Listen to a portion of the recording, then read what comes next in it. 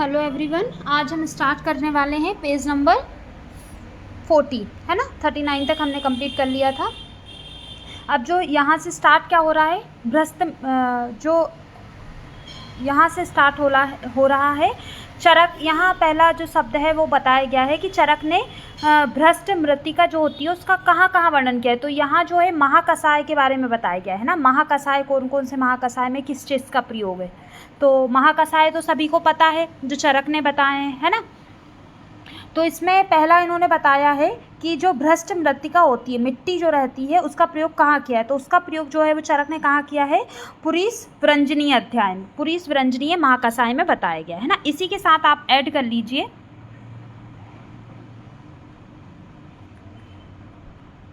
मृत्तिका।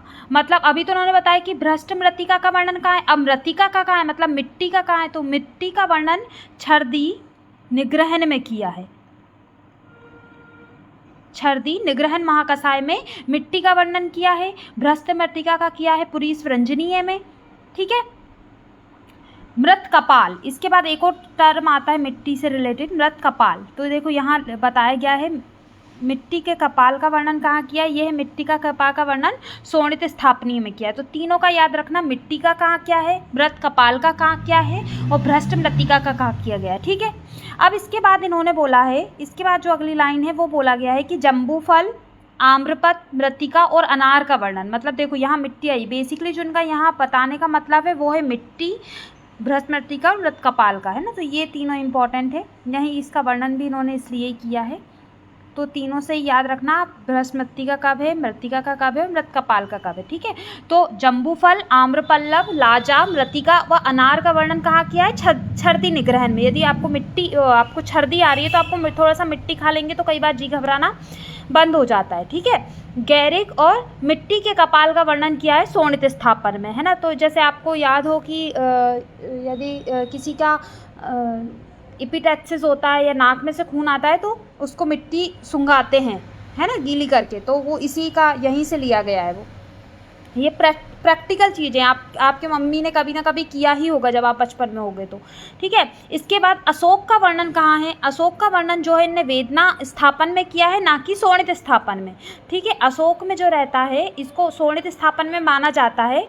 रक्त प्रदर में अपन अशोक देते हैं, पर यहाँ चरक ने अशोक का वर्णन शोणित स्थापन में ना करके कहाँ किया है, वेदना स्थापन में किया है। ठीक है। ऐसे ही अर्जुन का वर्णन हृदय में ना करके, अर्जुन जबकि हृदय के लिए श्रेष्ठ औषध बताइए, है ना, पर अर्जुन का वर्णन कहाँ क्या है, उदर्द प्रशमन महाकसाय में। तो ये कुछ इंपॉर्टेंट पॉइंट थे। इसके अलावा आप लिख लीजिए, यदि आपको ये याद ना रहता हो तो इसको ऐसा करके याद कर सकते हैं।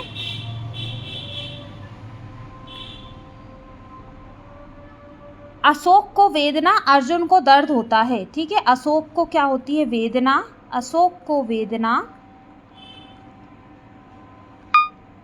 अर्जुन को दर्द। ठीक है। तो आप ऐसे करके याद कर सकते हैं। ठीक है।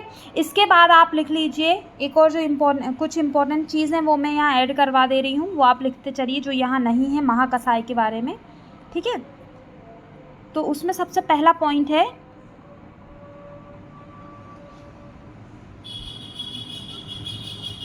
इक्षु। इक्षु यानी गन्ना। इक्षु का वर्णन कहाँ किया है, श्रमहर, ठीक है, और शुक्र शोधन में। शुक्र शोधन में और श्रमहर में इक्षु का वर्णन किया है। इक्षु मूल का वर्णन किया है कंठ में। ठीक है। कंठ महाकसाय में किया है इक्षु मूल का वर्णन, और इक्षु बालिका का वर्णन किया है, इक्षु बालिका का वर्णन किया है स्तन्य जनन महाकसाय में। ठीक है। तो ये तीनों प्रकार के इक्षु बता दिए हैं कि इक्षु का वर्णन कहाँ है, श्रमहर और शुक्र शोधन में। इक्षु मूल का वर्णन कहाँ है, कंठ में। इक्षु बालिका का वर्णन कहाँ है, स्तन्य जनन महाकसाय में। ठीक है। इसके बाद अगला पॉइंट नोट करिए, इसमें अगला पॉइंट नोट करिए। महाकसाय में जो एक्स्ट्रा पॉइंट है वो मैं यहाँ ऐड करवा रही हूँ आपको। मोचरस, मोचरस बहुत इंपॉर्टेंट है ना। मोचरस का वर्णन कहाँ कहाँ आया है, तो संधानीय में, पुरीस संग्रहणीय में, वेदना स्थापन में भी आया है, और शोणित स्थापन में भी आया है।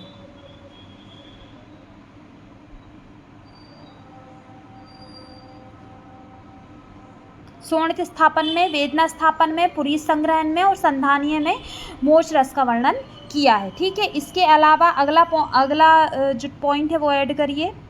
अगला पॉइंट है पुनर्नवा का वर्णन कहाँ कहाँ किया है। मैं ऐसे आपको ऐड करवा दे रही हूँ जिनका बहुत ज़्यादा जगह वर्णन है। ठीक है, तो पुनर्नवा का वर्णन है वया स्थापन,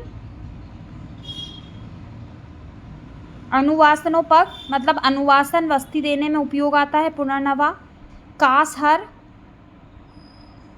और स्वेदोपग। सोथहर में नहीं है। ठीक है, ये आपको ध्यान रखना है। वया स्थापन में है, अनुवासनोपग में है, कासहर में है और स्वेदनोपग में है। ठीक है, अच्छा, अशोक का वर्णन तो वेदना में है, पर अशोक रोहिणी का वर्णन कहाँ है, तो वो ऐड कर लीजिए कि अशोक रोहिणी का वर्णन किस महाकसाय में किया है। अशोक रोहिणी का वर्णन किया है संज्ञा स्थापन महाकसाय में। किसमें?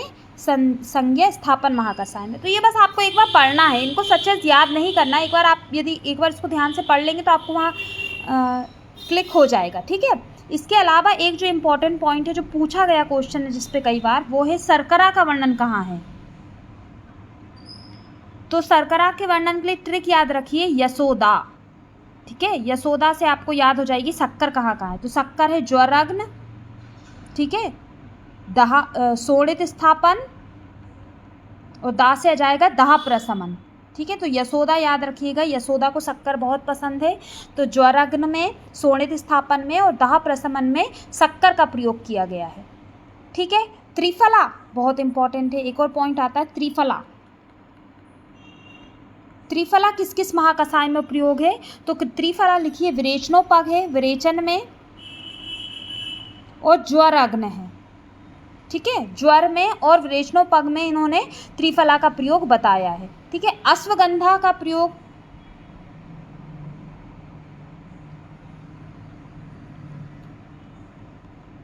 अश्वगंधा का प्रयोग इन्होंने किया है बल्य में और बृहन दोनों महाकसाय में। बल्य और बृहन, यदि किसी को पैरों में टिगलिंग सेंसेशन हो, झुनझुनी हो या नर्वस सिस्टम कमज़ोर हो, तो उसको अश्वगंधा देना बहुत इंपॉर्टेंट, क्योंकि वो बल्य भी होता है ना, वो नर्व को क्या कहता है, बल भी देगा और बृहनन का काम भी करेगा। तो बल्य और बृहन कौन सा बताया गया है, अश्वगंधा बताया गया है। तो आई थिंक यहाँ मैंने मुलेठी एक इम्पॉर्टेंट है, मुलेठी का वर्णन सिरोविरेचन में नहीं है। ठीक है, मुलेठी का वर्णन सिरोविरेचन में नहीं है, हरिद्रा का वर्णन कंडुअग्न में नहीं है। तो एक भी ये भी ध्यान रखिएगा कि इसमें कौन सा वर्णन है। यहाँ कंप्लीट होते हैं महाकसाय। नेक्स्ट वीडियो में मैं इसके बाद जो कर्ण छवेद और कर्णनाद के बारे में बताया गया उससे स्टार्ट करेंगे। Okay, thank you.